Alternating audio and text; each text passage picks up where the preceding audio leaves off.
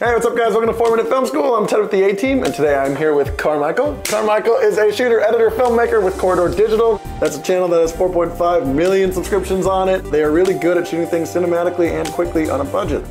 Today he's here to teach us one of the topics that you guys asked in the questions. How do you shoot exterior daylight at different times of day?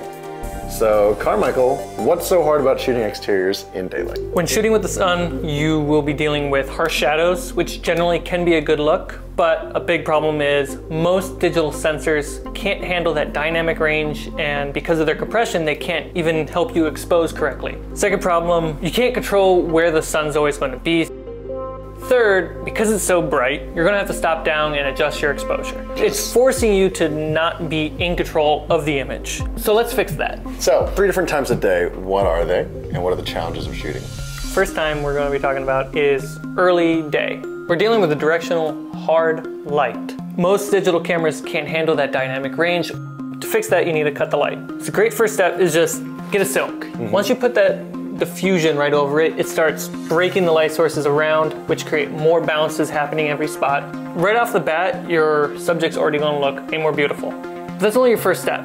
You haven't added any focus to your image. There's nothing isolating this subject from that background. Yeah. You can add an edge, you can add a fill, because we already have the key. How are we gonna add the two? We can use a bounce. Yep. Or we can add a light. So let's just start with one of two basic bounce, either a soft white or a hard shiny. If you use a normal white, you're gonna have generally a softer bounce.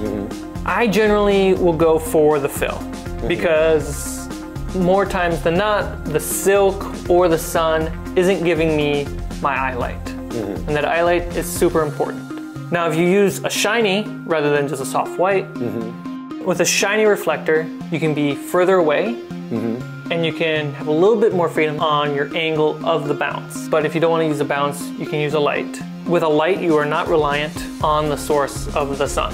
Lights have to be strong because you're dealing with the sunlight already, so they have to compete with that. After early morning, you have late afternoon. Late afternoon is the same as early morning because of the direction of the sun. It's the same angle, just on the other side. But in this case, just to make it a little different, before we said the sun was the key, let's say that because of the story or because of our location, we have to shoot in a place where the angle of the sun is coming from the back. By doing this, you'll probably end up with a great edge light hitting them, but you can't see their face. Have a bounce, whether it's shiny or soft white. Use that light to be your key. Fill that actor with light, then once that's accomplished, shape it and move it around to be what you want for the story. Because LED lights aren't strong enough yet, you're probably gonna have to use that in your closer shots because the light needs to be about 3 feet away. Wider shots, shiny reflective. Yeah, absolutely. Next time of day, what are we dealing with? Middle of the day, essentially noon. Noon's different because the sun's mostly directly above. With it being directly above, I generally prefer one solution. Put a massive silk, probably about a 5x2 minimum, above your subjects. Gotcha. It makes it a softer looking character, but that's all you have now. We're still missing that dimensional quality, so how do we get that back? Now you can use a bounce. I generally will say a white bounce. It's not strong enough once the silk is there, because the silk is just raining light around your subject. Harsh, shiny reflector will probably do your best, or putting a light about 3 feet away.